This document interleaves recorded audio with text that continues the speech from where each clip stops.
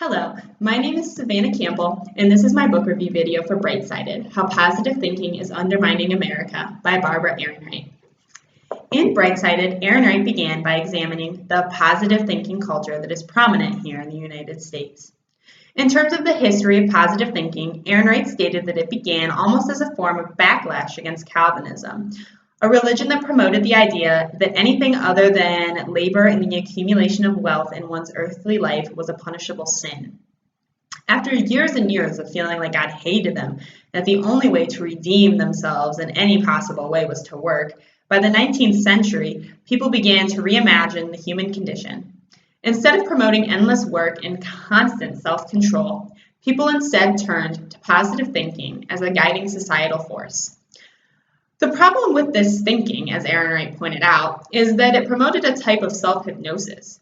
Positive thinking turned into an idea that ignored negative aspects of reality and instead focused solely on optimism, a practice that made people abandon reasonable, thoughtful forethoughts. Now, at this point in the book, I felt very unconvinced about Ehrenreich's argument. To me, it seemed like she was attacking optimism as an idea that was destroying our nation, and that the only alternative was to be negative all of the time.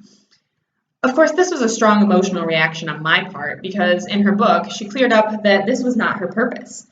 As she said in the introduction, I do not write this in a spirit of sourness or personal disappointment of any kind, nor do I have any romantic attachment to suffering as a source of insight or virtue. Her purpose was not to attack optimism, but rather to bring light to the fact that positive thinking has become more than a personal choice, but rather a mass delusion. To support this claim, Ehrenreich presented many valuable arguments. For example, as Ehrenreich pointed out in her introduction, although America has a reputation of being a positive nation, we actually rank 150th out of 178 of the world nations included in the Happy Planet Index. In addition, Americans also account for 2/3 of the antidepressant market. Ehrenreich stated that the reason we rank so low on the happiness scale is because our positivity is superficial. We use positivity as a form of self-deception in which people are always trying to repress negative thoughts and instead are encouraged to think optimistically about their prospects. When I read this, I began to see more of Ehrenreich's point. In my personal experience, I have often felt like I am expected to always show a positive outlook on life, whether it be in person or on social media. I feel like I have to repress negative emotions so that I do not disappoint the people around me. As I talked to different people about this phenomenon, I realized that many of them felt the same. There is an invisible pressure around most people that encourages them to conform to the ways of positive thinking, because otherwise, one is being a burden on society. Positive thinking is so pervasive in American society that it has even affected American capitalism. Positive thinking drives Americans to always want more, and this increase in consumerism has allowed for many companies to profit. It also promotes the idea that there is no excuse for failure and that everything is the responsibility of the individual. Therefore, if one fails, it is because they did not try enough or believe enough in themselves. Not only that, but there is now a multi-billion-dollar industry that exists because of positive thinking. Motivational speakers, books, DVDs, and many other services and products have been created to fulfill our desire for a positive lifestyle. We've gone so far down the rabbit hole of positive thinking, as noted by Ehrenreich, that for the most part we disregard any doubts or negative thoughts as unlikely or improbable.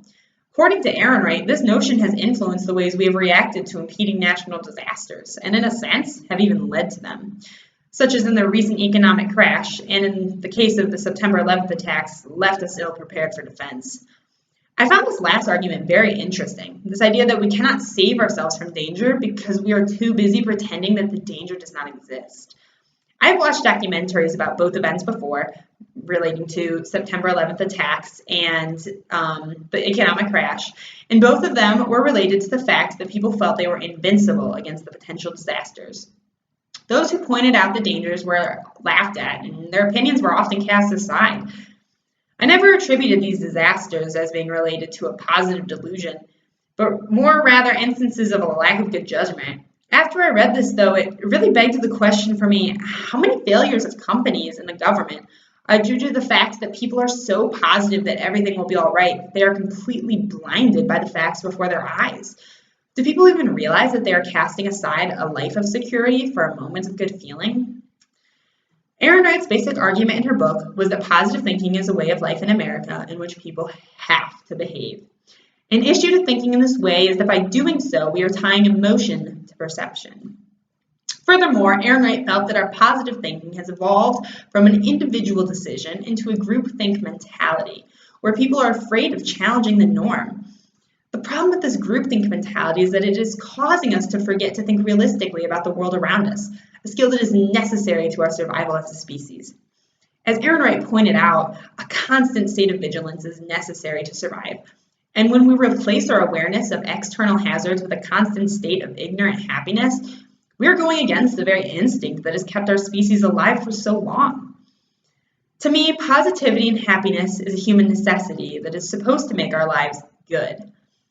How can it be that something that is supposed to be so good for people has turned into something that is harmful to our existence? Ehrenreich's book was written with the purpose of informing her readers about the positive thinking epidemic that has encompassed our culture in the United States, and to persuade readers to recognize it as a problem. The main issue addressed in this book focused on the idea that Americans are under the mass delusion that they can make their lives better by positively wishing for them to be so. And we are, as Ehrenreich labeled it, a cult of cheerfulness.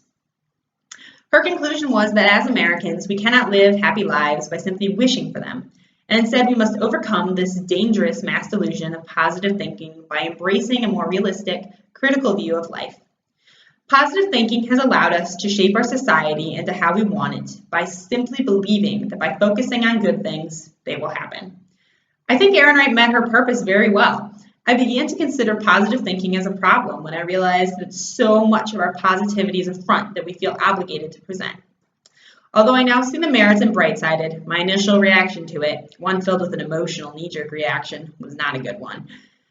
At first glance, her book appeared to attack an ideology that was so important to me, as I thought she was casting optimism and positive thinking as destroyers of our society. As someone who has struggled in the past with stress, anxiety, and even depression, I have always been on the lookout regarding how to live a happier, better life. So, of course, I would normally follow the positive thinking trail and believe wholeheartedly in the power of optimism, as opposed to viewing it as a form of societal brainwashing, as I originally felt Ehrenreich perceived it.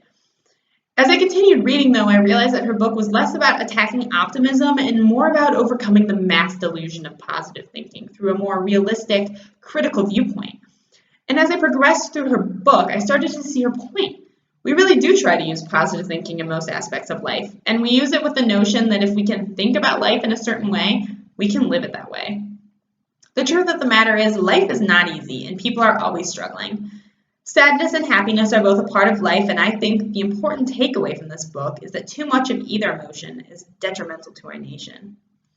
And that the most successful way we can live as a society is to accept reality for what it is without trying to add a positive or negative viewpoint. All in all, I think that Ehrenreich's argument in her book was very effective. She made me look at the positive thinking movement that our culture has embraced in a way that I had never considered before. Her book allowed me to look at positivity from a perspective I normally would not have considered, and that was a very valuable viewpoint for me. Overall, her descriptions for the use of positivity really resonated with me, as I have often felt like society expects me to be the fastest, most efficient, positive worker possible, and that everything will work out well as long as I keep believing in myself and putting in hard work. After reading Ehrenreich's book, I can see how positive thinking can be considered an epidemic that our nation suffers from, because it really promotes the idea that people's thoughts can control the outcomes of their lives. The fact of the matter is, we do not possess as much control as we would like to think. So this mentality is often setting us up for failure. Because Ehrenreich goes against an ideology that has captivated our nation, I would highly recommend this book as a read. Although at first it is likely to generate a strong emotional reaction, Ehrenreich's book brings up a solid argument full of observations and personal experiences that contradict an idea that is so prominent in our society. In her own life, she spoke from the point of view of someone who, at the lowest part of her life, as she called it, when she had breast cancer, was told time and time again that positive thinking would make all of the difference in the cure of her disease. Her book offers a critical, credible counter-argument to a phenomenon that most people accept. Because of this, I feel that this is a book that should be read. Thank you.